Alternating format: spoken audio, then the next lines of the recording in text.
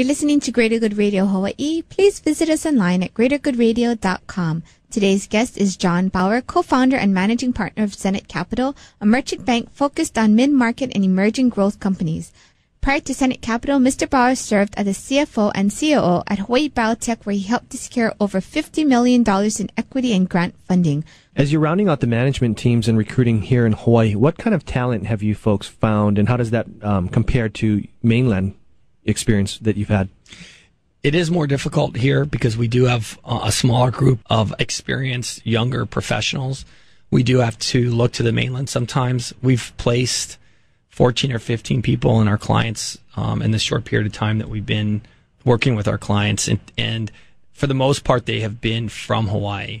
A lot of controllers. So getting the finance executives in place has been a key to getting the executive team rounded out. We've really gone down all the way to the executive assistant level when we're recruiting teams. So it looks like, though, as we go up the ladder in the executive into the executive team, that we are going to have to cast a little bit wider net and look to the mainland and hopefully find come-oners that want to come home.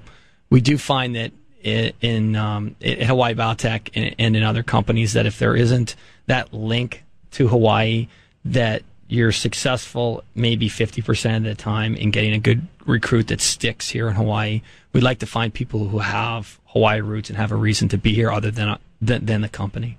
So are you finding these people pretty much through word of mouth, referrals? Absolutely, word of mouth. And what we tried to understand in the beginning with Sennet Capital and trying to put together a successful, healthy merchant bank in Hawaii was that it was going to take more than the networks of people and the experience in industries that the three partners had, that we needed to recruit a group of board of advisors that were interested in, first, a strong merchant bank in Hawaii, and then second, hopefully mentoring CEOs and opening up their networks of people in Hawaii and the mainland to helping these CEOs and companies be successful.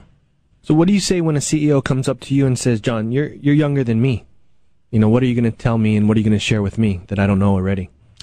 Well, there's people younger than me that teach me things all the time. So I absolutely don't know everything about everything, but I think my experience in growing companies can be shared, and the mistakes I've made, hopefully they don't have to make. So, you know, both from successes and failures, I think I can use those experiences to really create shortcuts for entrepreneurs in town.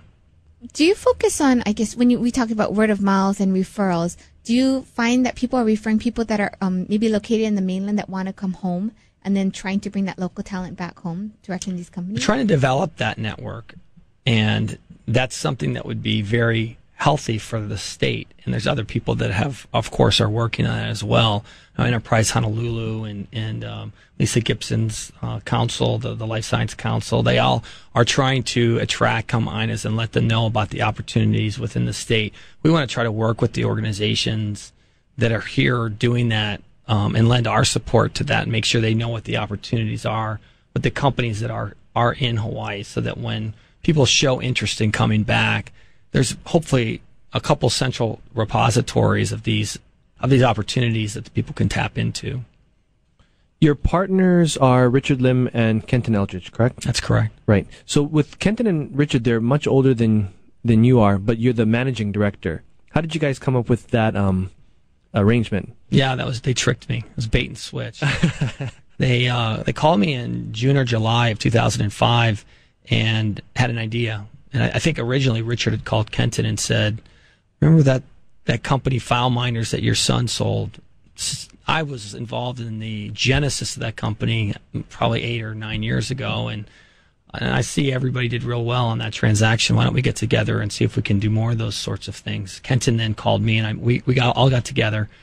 It was a good transition point for me because my time in Hawaii Biotech was coming to an end. I had kind of scaled that in the infrastructure to where my need there was much lower. I had done what I needed to do from a scaling perspective and got people in place on the admin side that really could run it better without me being in the way. So it was a real good jumping off point, and I had already been thinking of some of the companies that I wanted to work with locally. Kenton and Richard wanted to do it on a little bit bigger scale than what I had been planning, and over time, I think all of our missions and ideas for the company gelled into one company, and it became clear that it would be fun to work together, but also a much stronger company if we were doing it together. At that point, when they knew they had me on the hook, they told me I was the one who had to do all the work, and they had to play golf twice a week. But luckily, they're not playing golf twice a week, and they're working just as hard as I am. I think managing partners just means that you have to buy the supplies and write the checks. Thanks for tuning in. Stay tuned for more on Greater Good Radio.